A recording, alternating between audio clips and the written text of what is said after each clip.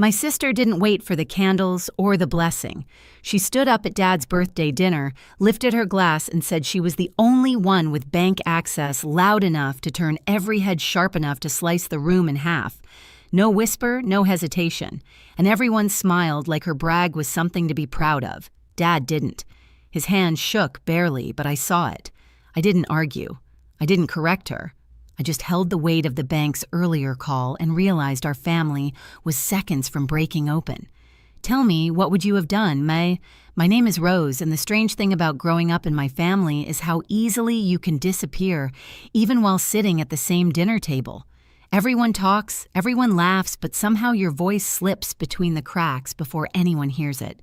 That's how it's always been between me and Emily. She fills the room and I steady it. She performs, and I make sure the pieces behind her don't fall apart. People assume I'm quiet because I'm shy.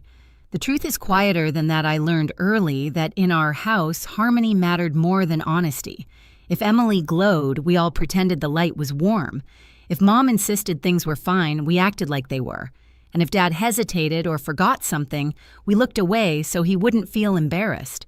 It was easier than confronting the truth. Still, Dad and I had our own kind of rhythm. He'd call me when numbers confused him, or when a payment reminder popped up on his phone and he wasn't sure if he'd already handled it. I never made a big deal out of it. I'd just stop by after work, help him sort through a small stack of envelopes, drink tea in that old Denver kitchen, and leave before anyone labeled it favoritism. In our family, even kindness had to be quiet. But sometime last fall, I began noticing moments when Dad's certainty slipped. Not dramatic episodes, just a pause too long, a forgotten detail he would have nailed before a question repeated shortly after being answered.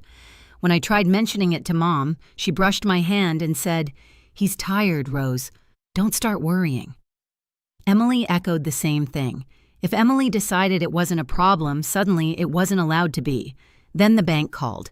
I was reviewing budgets at the office, surrounded by the familiar hum of printers and low conversations, when a representative asked if I could verify recent activity on Dad's account. At first, I thought it was a routine check. Then she described the withdrawals, several large amounts spaced too close together, and asked whether Dad had approved an additional card request linked to his account. When she told me the request came from someone in the family, I didn't need her to finish the sentence. I asked for time to look into it. She agreed. The call ended, but the weight of it didn't. I planned to speak to Dad privately before his birthday. I rehearsed how I'd bring it up gently without making him feel cornered. I even wrote the questions down, folded them into my planner like a small promise to myself. But life rarely gives you the perfect moment you hope for. His birthday dinner arrived faster than I expected, with candles and laughter and relatives who believed everything was still whole. And Emily, of course it had to be Emily, chose that night to declare exactly how much power she believed she had. Dad's birthday dinner took place at a small restaurant in Denver, the kind with warm lighting and old brick walls that made every celebration feel more intimate than it really was. By the time I arrived, half the family had already gathered coats slung over chairs, silverware clinking, someone asking the waiter about dessert before we'd even ordered entrees. Everything looked perfectly normal, which somehow made the knot in my chest tighten. The bank's call still pulsed behind my ribs, but I tried to shove it aside long enough to let Dad enjoy his evening. He looked good that night. A little tired, yes. His shoulders held a heaviness I didn't remember from past birthdays, but his smile was genuine when he hugged me. He asked if I'd remembered to bring the candles he liked. I had. I always did. It was one of those tiny details he counted on me for, the kind no one else ever noticed until it went missing. Emily breezed in 15 minutes late, wearing a sparkly dress that made everyone turn to look at her.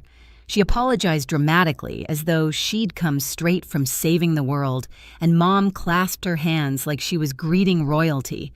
The difference between how they welcomed her and how they greeted me was subtle but sharp enough to leave marks. I wasn't angry, just reminded. During appetizers, conversations circled around vacations, work stories, and whatever home projects people imagined they'd get around to someday. Dad laughed a few times, but I caught the moments when his eyes drifted, searching for a thread he'd lost. When he leaned toward me and asked what we'd just been talking about, something simple like Emily's new side table, I answered quietly, hoping no one noticed. Mom noticed enough to frown at me, not at the situation. Then the shift happened.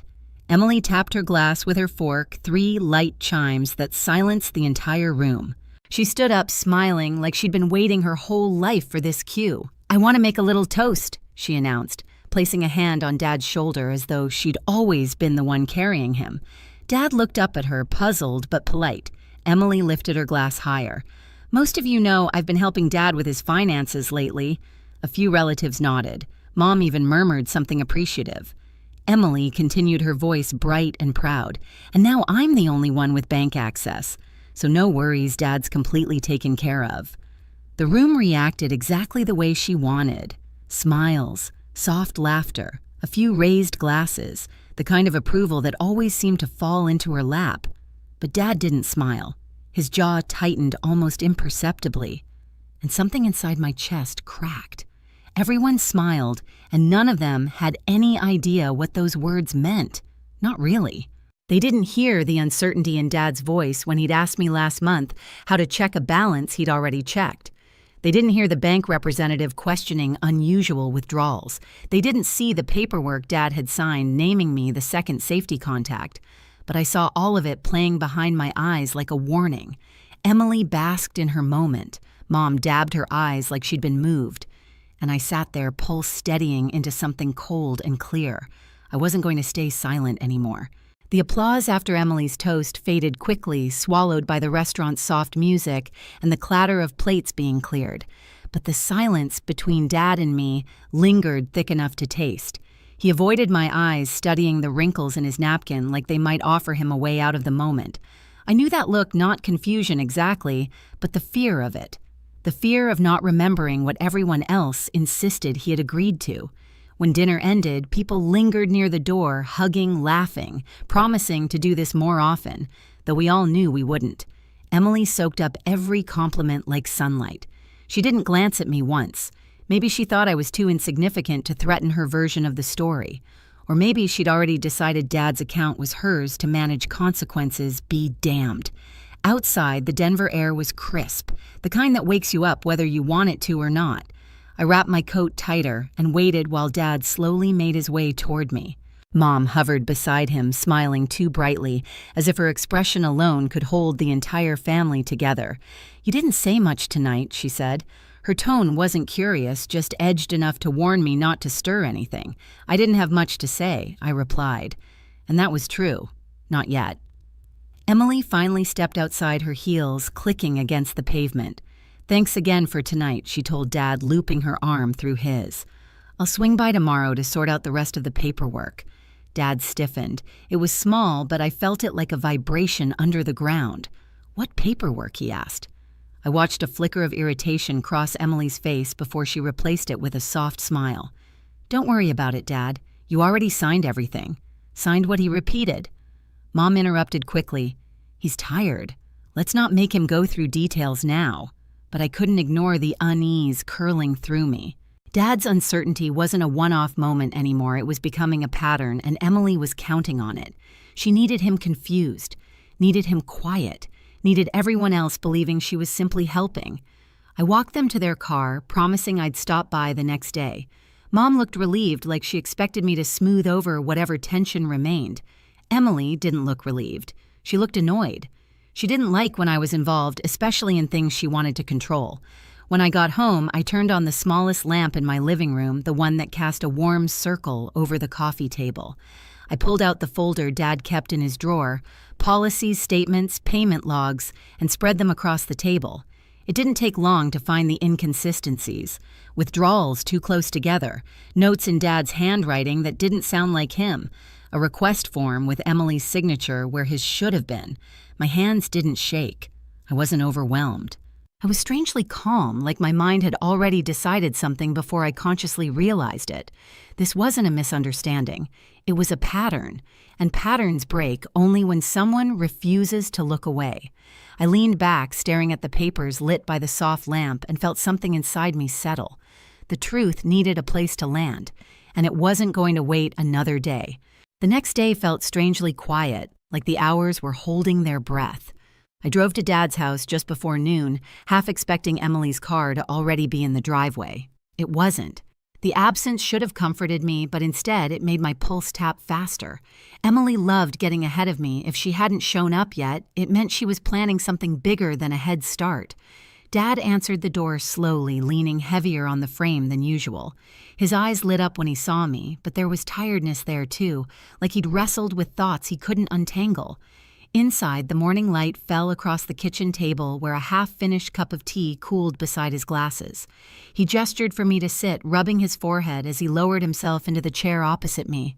"Rose," he said, "did we talk about something yesterday I can't quite remember?"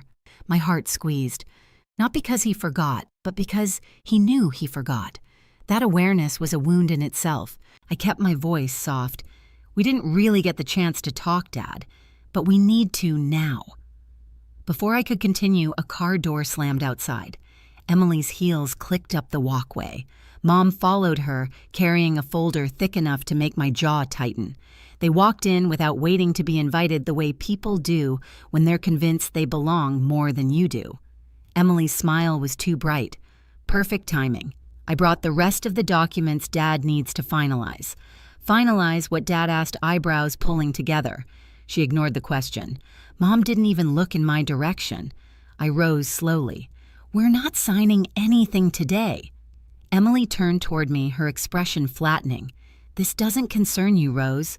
It concerns Dad," I said calmly, "and the bank." The room snapped to attention. Emily froze mid-step. Mom stopped rustling the papers. Dad looked from one face to another, unsettled by the sudden shift. "What are you talking about?" Emily demanded. I reached into my bag and placed the printed statements on the table, withdrawal notes, the attempted request for a secondary card. Dad stared at them as if they were written in another language. "I got a call," I said, keeping my voice steady. "They flagged these payments. They thought something might be wrong." Mom bristled. "You should have come to us first." "I was going to," I answered. "But last night changed things," Emily scoffed. "Oh, please. Because of a toast, you're so dramatic. You said you had full bank access," I replied. "In front of everyone." "Because I do," she shot back. Dad's gaze whipped to her. "Since when?" Emily faltered. "Just slightly, but enough to reveal the crack. Dad, we talked about this. You said I could help. You signed the forms." He shook his head slowly. "I don't remember that." Mom stepped in quickly, too quickly. "Honey, you were tired that day. Let's not make this bigger than it is." But I wasn't looking at her. I was looking at Emily, and she was losing her grip. "I'm the one the bank called," I said, "because Dad listed me as his safety contact. They needed to confirm whether someone in the family was withdrawing large amounts on his behalf." Emily's voice rose sharp as broken glass. "Are you accusing me of stealing? I'm asking you to explain," I said. Her face flushed. "This is ridiculous." I took a breath and turned to Dad. "Did you authorize these payments?" "All of them." His confusion was painful to witness. I thought I did. Or maybe... He rubbed his temples. "I don't know anymore," Emily pounced. "See, he forgets things, Rose. That's why I'm helping." "No," I said quietly. "That's why you're taking advantage." The silence that followed was thick and electric. Mom inhaled sharply. Emily's jaw dropped open, her voice exploding into a pitch I'd never heard from her. Called about what? It was the same tone she'd used the night before, but this time there was no audience to charm, just truth, cornering her from all directions. "About irregular activity," I answered. "About a request for a card in your name. About withdrawals Dad didn't confirm." Dad stared at Emily, eyes wide with something close to fear. "Emily, did you do that?" She opened her mouth, closed it, then tried again. "I was just trying to make things easier. You've been overwhelmed." "Mom said I didn't tell you to take money," Mom snapped, but her voice wavered. I lifted the final piece of paper. "This is the request for the additional card. The signature is yours, not Dad's." Emily lunged for the paper. I pulled it back. Dad stood slowly, palms pressing against the table for balance. "Emily, you forged my name." "That's not what happened," she said, voice cracking. I filled it out because you said I didn't say that." He whispered, I wouldn't. His shoulders shook. Not from anger, from the horror of realizing someone he trusted had used his confusion as cover. Emily tried another tactic. Dad, please, I was helping. I've always helped, no? He said, trembling. Rose has always helped. Those words didn't feel victorious. They felt heavy, like grief rearranging its weight. Emily backed away, eyes darting between all of us, searching for the old family choreography that always placed me in the background and her in the spotlight. But the script had changed, and she knew it. Give me your keys, Dad said suddenly. Emily blinked. What the house keys? And the bank documents? Everything. You can't be serious. But he was. He held out his hand. It shook, but not from hesitation. When she didn't move, he turned to me. Call the bank, Rose. Tell them I want all access revoked except yours, and ask them to investigate the rest. Mom gasped. Emily's face went slate white. You're choosing her over me, she choked out. I'm choosing the truth, Dad said. And the truth is, I don't trust you right now. Emily covered her mouth with her hand, breathing hard. You'll regret this. Dad shook his head. I already regret what I didn't see. She stormed out, slamming the door hard enough to rattle the hinges. For a long moment, no one spoke. Then Dad turned to me, eyes glassy. I'm sorry, Rose. I should have listened. I should have noticed. I took his hand gently. You trusted the wrong person. It happens. What matters is what we do now. He nodded, sinking into his chair. And for the first time in years, the house felt honest. Broken, yes, but honest. The bank moved fast once Dad made the call. By the next morning, they confirmed all access linked to Emily had been revoked. An internal review began, and for the first time in months, Dad looked like he could breathe. The weight pressing on his shoulders eased, replaced by something fragile but real clarity. He asked me to sit with him while he sorted through the remaining paperwork, his hands steadying each time I guided him through a line or reminded him of a detail he'd forgotten. Mom drifted in and out of the room, quieter than usual, her confidence shaken by how quickly the truth had unraveled. She didn't defend Emily anymore. She didn't blame me either. She just seemed smaller, like she finally understood how easily loyalty can blind you. Emily didn't come by the house. She sent one short message to Dad, nothing angry, nothing apologetic, just a clipped line saying she needed space. He read it twice, folded the phone face down and whispered, "Space is good." In the quiet that followed, I felt something shift. Not triumph, not revenge, just the steady thrum of a family beginning to rebuild on ground that no longer tilted beneath our feet. In the weeks that followed, Dad and I settled into a new rhythm, slower, gentler, honest in a way our family hadn't been in years. We didn't talk much about what happened with Emily. Some wounds don't need retelling to be understood. But he trusted me fully now, and that trust felt like the beginning of something steadier than forgiveness. If you've ever had to protect someone you love from the people closest to them, tell me your story in the comments. And stay with me, there are more stories coming.